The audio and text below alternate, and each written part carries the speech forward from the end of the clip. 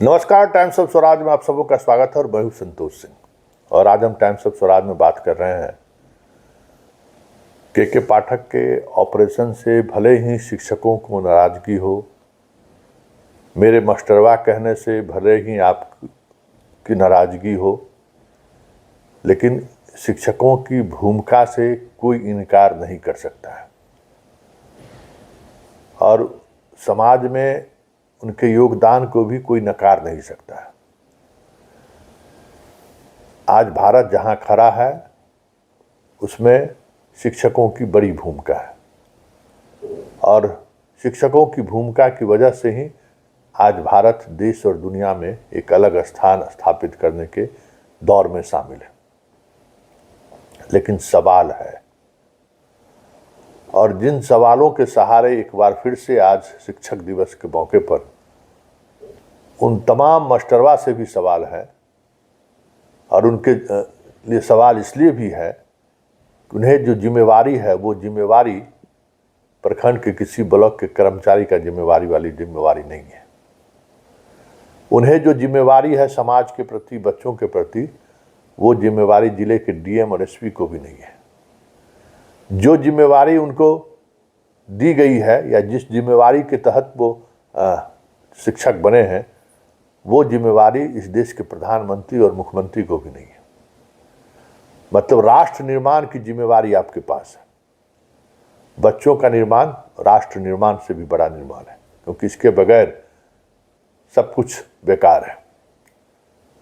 और आप इतने बड़े ओहदे पर हो तो जरा अपने आप पर टटोलिए कि आपकी कितनी जब बड़ी भूमिका है इस समाज के लिए, और आप कर क्या रहे हैं ये भी सोचिए।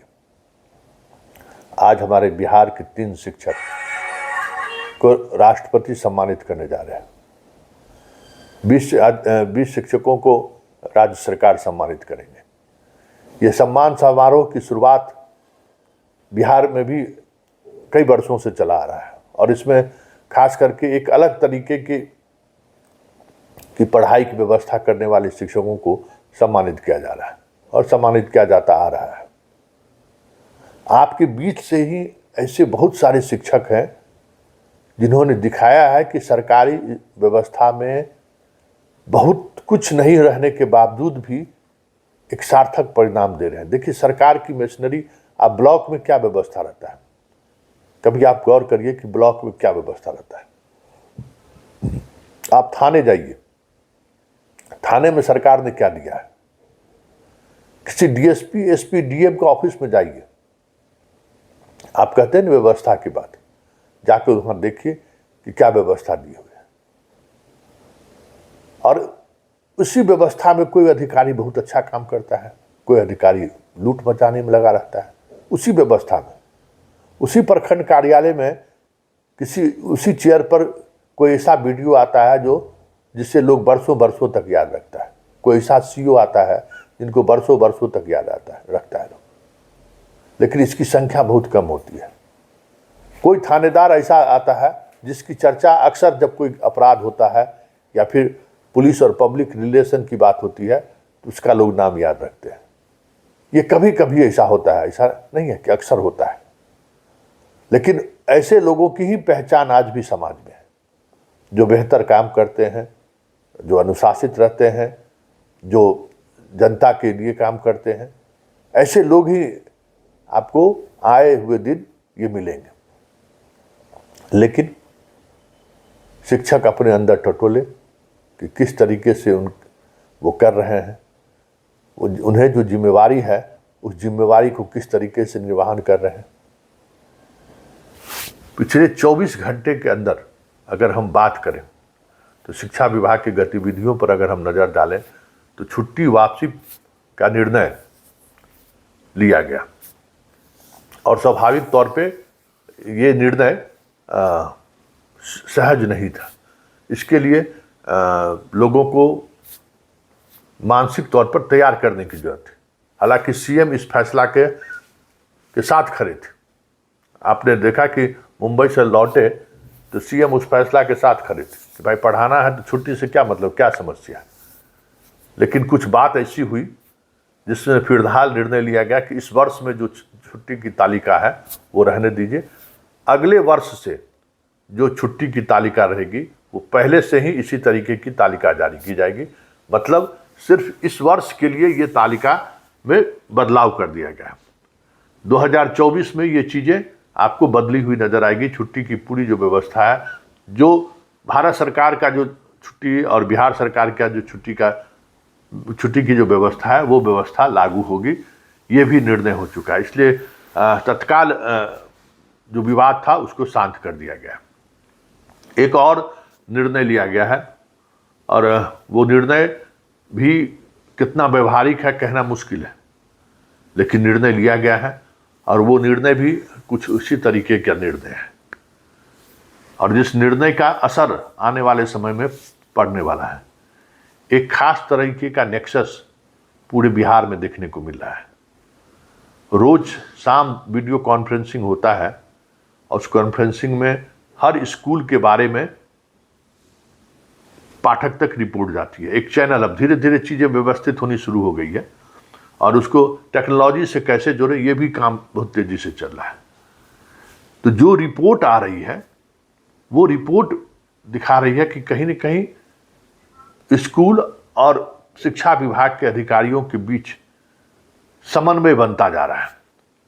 शिक्षा विभाग को कहा गया है कि 50% से कम अगर अटेंडेंस हुआ तो आपकी नौकरी गई, आप पर कार्रवाई होगी।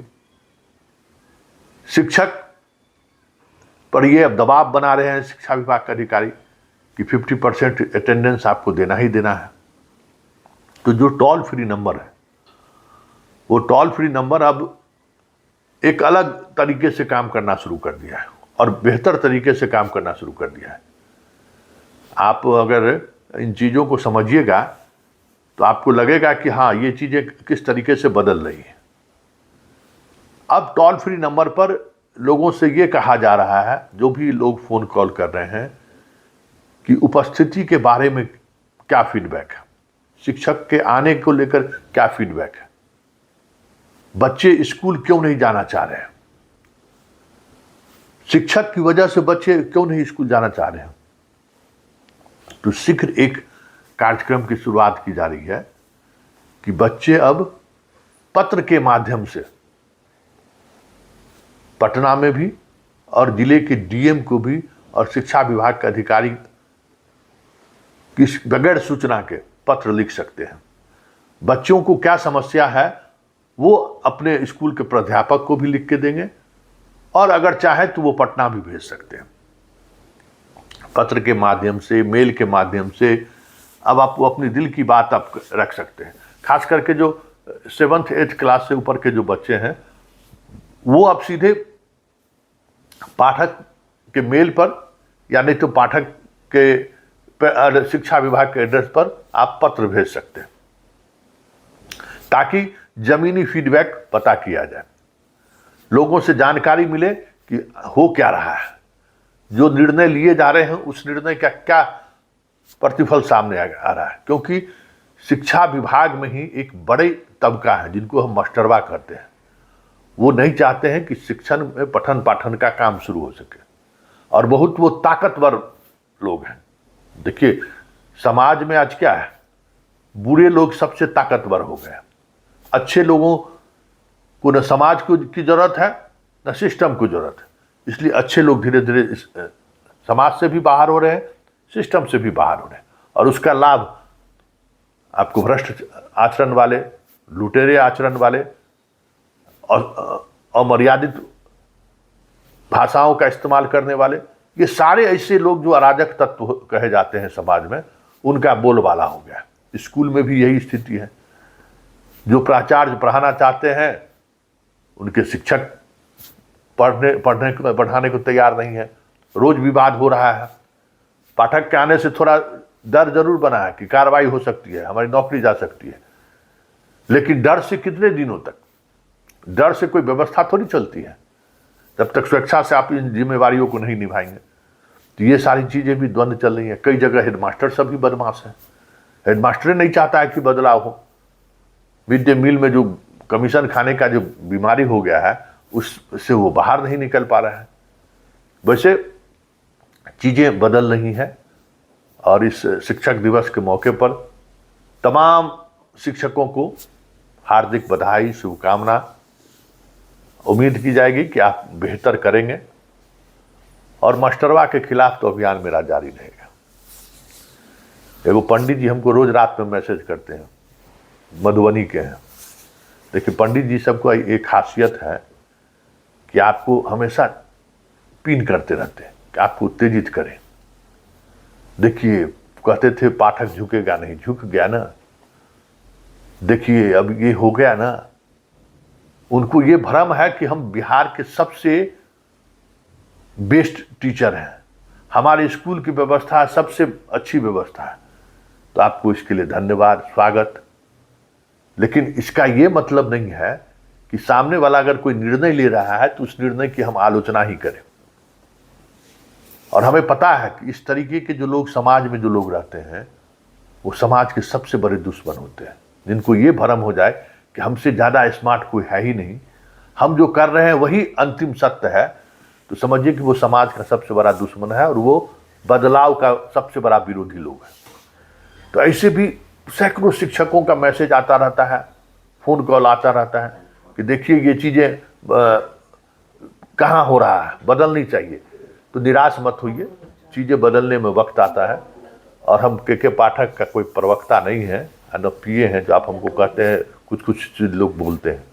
हमारा एक काम है कि आप तक खबर पहुंचाना जो खबर है, और इस सिस्टम में जो लोग कैंसर फैला कर रखे हुए हैं उसको सिस्टम से कैसे बाहर किया जा सके, उस मुहिम में जो जो खबरें हमारे तक पहुंचती हैं उस खबर के सहारे हम बदलाव का ये प्रयास जारी रखेंगे। एक बार फिर से शिक्षक दिवस के मौके पर आप सबों को बहुत बहुत बधाई, प्यार, शुभकामना।